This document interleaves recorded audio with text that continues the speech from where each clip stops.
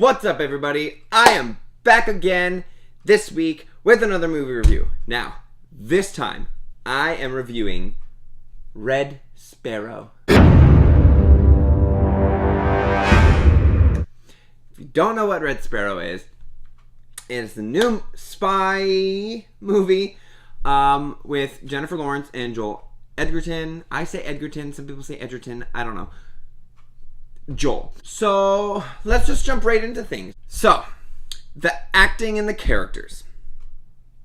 The characters were complex to the point that you didn't really even know what they were going to do next. So that I actually enjoyed a lot, because it's not one of those simplistic characters where you know their next move all the time. They were, like with Jennifer Lawrence's character, you had no idea what she was going to do, how she was going to react in different scenes. And that is what I liked about this movie, is that it was very unsure of itself, I guess. But the way that she portrayed her character was, I think, phenomenal. There were some parts where her accent was slipping, because she's supposed to have a Russian accent. But I forgive her, because her performance was phenomenal in this movie, in my opinion. Then again, I'm pretty biased because I love J-Law and like everything that she's been in. With Joel Edgerton, although his performance was really good, his character was very simplistic. It was very, you kind of knew what he was going to do. If something happened, you knew he was going to go and try and fix that thing. It was just very blah for him. The movie itself was good, but yeah. The direction and the dialogue of the film, however, the dialogue I don't think was overly believable, just because some of the things that they were doing or saying I don't think would actually happen in real life. I mean, it maybe could, but I really don't think it would. None of this would ever play out the way that it played out in this movie. There were many scenes in this movie that made the movie longer than it needed to be. There were very unnecessary scenes that the director thought we needed in this movie, which we didn't. It was just kind of thrown in there, I guess, to kind of give a little more background, or just to kind of keep a lull point before all of the action sequences come up. But otherwise, it was a very long feeling movie because of how many scenes that they had. And then with that, the main conflict of the whole film wasn't even that compelling. It was not overly dramatic. Like, it was just kind of there. Like, it was just a constant background noise, basically. And if you're going to have a main conflict, make sure it's like really present, and make sure that it's very noticeable at like all times, because it wasn't really at times noticeable, and it wasn't really as important as other things that were going on in the movie, I found. So there was that.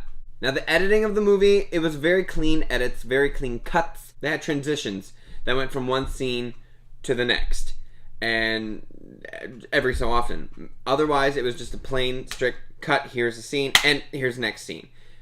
I kind of like that. It makes the movie go a little faster rather than having the transitions. I cannot fucking speak. But that being said, I think more transitions or different transitions should have been used and applied more to this movie, and better. The ones that they had used were okay. They were not overly dramatic. I think they may have used them at the wrong times. There were probably better areas in the film to have used the transitions, and where they used the transitions, I think they could have just used like a cut, as they did for 90% of the film.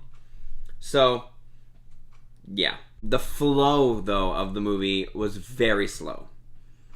It showed you the part at the beginning of how she was becoming a Red Sparrow. It showed you the part of like her conflict with herself and everything during the whole becoming a sparrow, and after the fact she was a sparrow. And by the time you got to the end of the movie, you were just like, can this, like, hurry up, please? Like, nothing's happening. hurry and finish. That was really the only downfall, I think, to this movie. That and the seats that we were sitting in, because they were so uncomfortable to sit in those seats for 2 hours and like 15 minutes. It was such an uncomfortable seat to sit in, and I think that did play a part in it as well. Like, if the seats were a little more comfy, I probably would have enjoyed the movie more, wouldn't have minded that it was so long.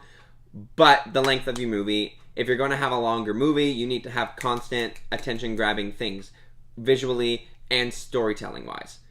This movie did not have either of those. It had some at points, but there were very long lull moments within the movie, and it was just kind of like, okay, let's move on to the next thing, please. So if you don't know what this movie is about, it is about an ex-ballerina who gets recruited into the Red Sparrow school and is trained to basically be a spy who uses her body and manipulation to get things that she wants. So they'll give her a target, she goes after the target, gains their trust, gets information, reports back, basically. So hearing this and seeing this, the story did seem interesting enough to go and see it, which is why I did. But they could have done probably a lot more with it than they had have done. Again, Jennifer Lawrence was definitely the highlight of the movie. She brought her character to life. You kind of rooted for her but hated her at the same time, which I think is a really good parallel to have for a character. You need to shush because I'm doing a movie review. Thanks. But yeah, I think it was really well done for her character, and she pulled it off really well. As for the climax of the movie, I don't really think there was one. There was a definite exposition right at the very beginning. There was a definite rising action, and there was a definite falling action, and there was a definite resolution. The climax, there wasn't really one. And if there was, it was not noticeable. I literally had to even ask Ryan, who I went to see the movie with. I was like, what is the climax? And he's like, well, what about this scene? I said, well, no, that's the falling action. Well, what about this scene? No, that's the exposition. Or no, that was the rising action. I'm like, there's no climax. We had no idea what the climax of this movie was. So if you're going to make a movie, you need to make sure that you have a climax, because that's the point where all the drama starts hitting and you get the biggest problem, and then the falling action is supposed to be, okay, how are we going to solve this problem? The whole problem itself was just the conflict that was happening in the background the whole entire time. So the conflict is the climax, I guess, if you really want to stretch it that far. The film itself was entertaining for the most part, and really the only strong impressions that I got from this movie is that when you're in like a crime organization, more or less, in Russia, their brutality is intense. Everything they do is extremely brutal. The torture that they do, the weapons that they use, it's so intriguing, and so just like visually disturbing. And I found the score of this film to be okay. I understand what they were going for with all the classical music that they were playing over, but there were times where I think music choice could have been a little better to suit the scenes. It didn't necessarily take away from what we were watching, but it definitely didn't add to anything. There were some scenes which were more like a, I guess, action style scene, or there was a lot happening in like a storyline that you had to really like pay attention to, but the music was just really loud and overpowering. I think they could have like turned it down a little bit, but again, it was okay. It didn't take away from the film, but it didn't add anything, so it was just kind of there to be there. As for the cinematography and the production design, production was okay. It looked like they filmed in Russia and like everywhere that they went, so that was pretty good. The color, because they were mainly outside for most of the movie, it was very like a blue-white tint to make everything seem colder than it actually was. So there was that. So that made it seem a little more realistic. But then whenever they got inside of a building or house or something, they would add more warm tones to the scene, like more reds and yellows, so that way it would seem like, oh, okay, well, they're inside, they're warm, you're warm too. And then whenever they're like underground in like a basement or something, they had green lights because it was very dull and dim lit, so you had that green hue going on. And yeah, it worked. It worked. I mean, every film does that because they can, but it worked. As for the camera work, it was okay. There was nothing fascinating about it. It was nice, smooth, clean movements. The costumes and the outfits that every actor wore within this movie, they were very normal, very typical Russian clothing. There were some where it was like, okay, well, if you were really a spy, you wouldn't actually wear this, but okay, sure. But yeah, it was okay. It was okay. Overall, I would give this movie a C+. It wasn't the best movie I've seen, but it's definitely not the worst. At all. In any sense of the word. But yeah, I really hope you enjoyed watching this movie review. It was nice and short and sweet. Just like you. Well, maybe not short. Some of you might be short. But definitely sweet. So if you did enjoy this movie review, please make sure you hit the like button because I would really appreciate that. Please share the video. Make sure you hit the subscribe button and the little notification bell that's right beside it so that way you know when my videos go up online so you can watch them.